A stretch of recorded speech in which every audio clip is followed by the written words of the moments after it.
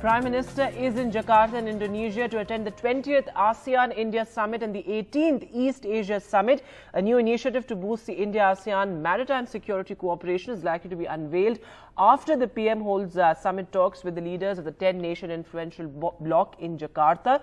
Remember, Indonesia is the chair of ASEAN and the Prime Minister will be there for about a day, after which he will return for the big heads of state summit in the national capital. In fact, the Prime Minister also talked about how India is emerging as a leader of the global south, as a voice of the global south. Well, this visit of the Prime Minister is crucial diplomatically in more ways than one, given the fact that this is the first time that the Prime Minister is going for the ASEAN summit after India and ASEAN elevated their ties to a comprehensive strategic partnership.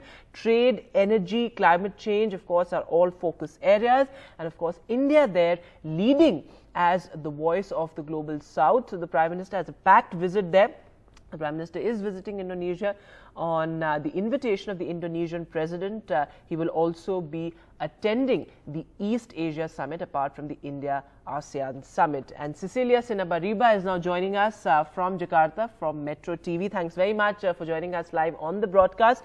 Cecilia, give us a sense of how important the Prime Minister's visit is as far as the ASEAN-India Summit is concerned, because of course this is something that the Prime Minister and indeed the Indian government has emphasized here as well as a leader of the G20, that India is emerging as a voice of the global south. Is that the sentiment in Indonesia? How does Indonesia and all the member countries of ASEAN look at India?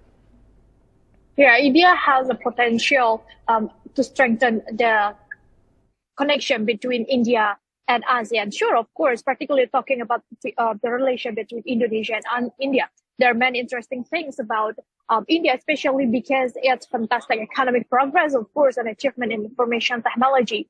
Indonesia, in particular, continues to consistently demonstrate improved relation with India at all levels, including political, economic, social, cultures, defense, security, and of course, about climate change issue. And bilateral relations between Indonesia and India actually have developed rapidly since the visit of the President of the Republic of Indonesia in 2005, which resulted to the Indonesian-India new strategic partnership, which was later upgraded to become a comprehensive strategic partnership in 2018 under President Joko Widodo.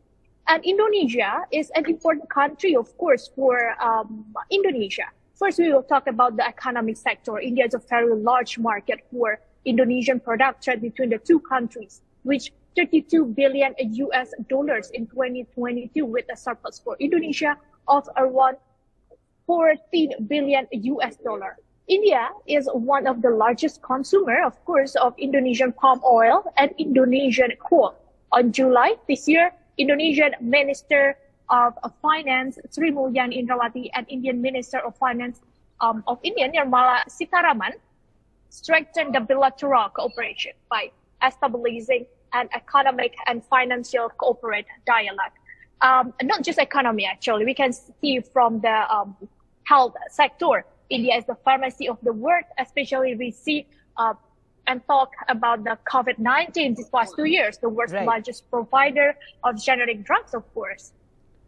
Right, and Cecilia, also, what is the larger significance of ASEAN as a bloc? Because, last year we also saw that ASEAN and India, in a sense, elevated their ties to a comprehensive strategic partnership. Yeah. At a time when we are seeing shifting global dynamics, how significant is ASEAN diplomatically? Yeah, the importance of ASEAN can also be seen actually from the share of foreign investment inflows in the region compared to the global sector, which continues to increase. One of the important advantages that Southeast Asia or ASEAN has now compared to other regions experiencing population aging. ASEAN is dominated by young people. Currently, around 60% of the total population of 650 million people in Southeast Asia is less than 35 years old. And looking at the holding of this year's summit, this ASEAN summit, President Joko Widodo, as chairman of ASEAN 2023, always emphasized the importance of maintaining regional stability and security. Of course, this is to be able to develop various sectors in ASEAN and the Indo-Pacific. India is also part of Indo-Pacific, especially the economy. Like this ASEAN time, this year is, of course, epicenter of growth. And this is a mission for ASEAN to improve and to show to the world, of course. Lastly, Cecilia, very quickly, so the Prime Minister has quite a packed day there. What all is on agenda?